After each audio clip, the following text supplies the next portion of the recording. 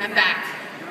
The PPPC has evolved over the years. What started out as a small group of member volunteers has now grown into a vibrant and dynamic association with a full office, a fully integrated staff, and growing membership that is now in excess of 1,500 people. This small group of member volunteers didn't create the association, but they helped to mold it. They were around from the beginning. Those days when all the shows, our education events, even our parties were organized by these hard-working members. If the convention was in your town, you pulled together a group and organized the entire thing from the opening party right down to the closing luncheon. Tonight we add another one of those dedicated member volunteers into our PPPC Hall of Fame, Brian Shipham.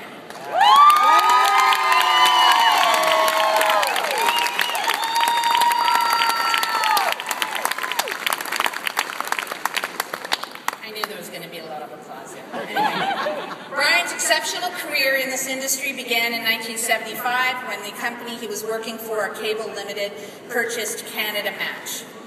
Basically, Brian started out selling matches, which I understand was a very hot item at the time. The first convention he attended was in Ottawa way back in 1975.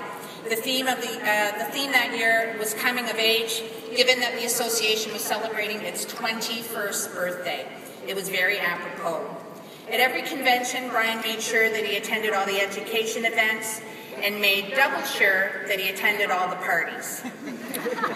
On both stands, he was voted most likely to succeed in the industry. It is no surprise that Brian got it right from the very beginning. He turned acquaintances into long-term friendships and became a paramount fixture, fan, and big supporter of the industry he obviously loves. This, our promotional products industry. In 1978, he purchased what was then the E. Gordon Lowen Company and changed the name, of course, to Shipham & Associates. Gordon Lowen was a legend himself, diagnosed with cancer and given only 6 months to live. He stayed on with Brian as a sales rep for another 15 years. He passed away last year at the ripe old age of 102. Seems Brian really knows how to stretch a 6-month contract to the max. Brian joined the SAAC Board of Directors, which it was then called, in the early 80s and served as president in 86-87. This is also the year that Brian pulled off what I consider to be his greatest achievements. He talked all of us into holding our national convention in Winnipeg in the middle of winter.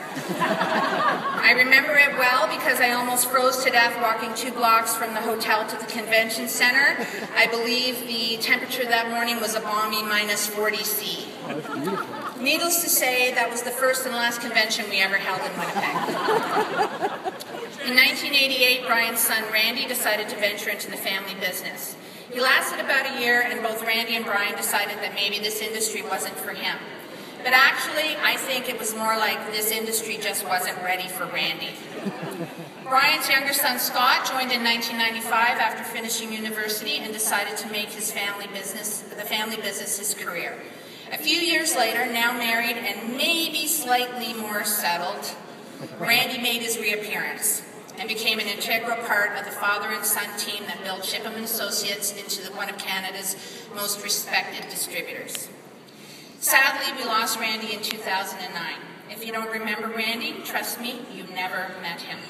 Because if you had, you would never forget him. Randy was one of the funniest and biggest personalities you'll ever meet. It was a tragic loss not only for the family, but our entire industry. Our conventions would never be the same.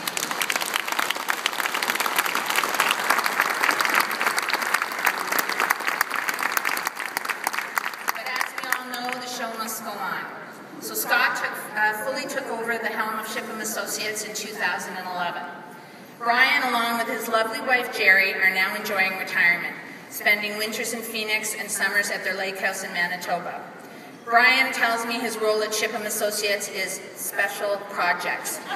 But these projects can only be presented to him in April, May, or September, October. Otherwise, Brian is too busy golfing, woodworking, or playing pickleball. I had no idea what that was either, but Brian told me to Google it.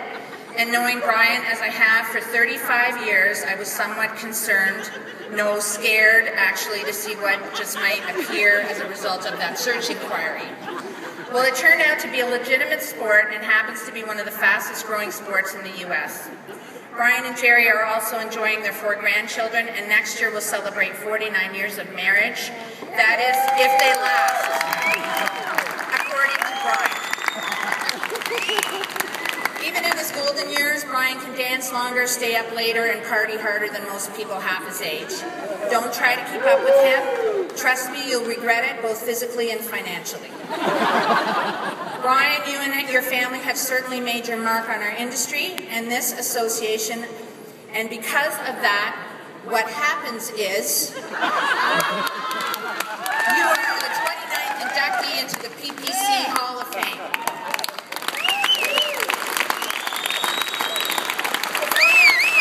Table. On stage, we're just going to take a look at Brian's life in video presentation, and this should be interesting. Those were the days, my friend, we thought they'd never end. We'd sing and dance forever and a day. We'd live the life we choose, we'd fight and never lose. Those were the days, oh yes, those were the days. La, la, la, la, la, la, la, la, la.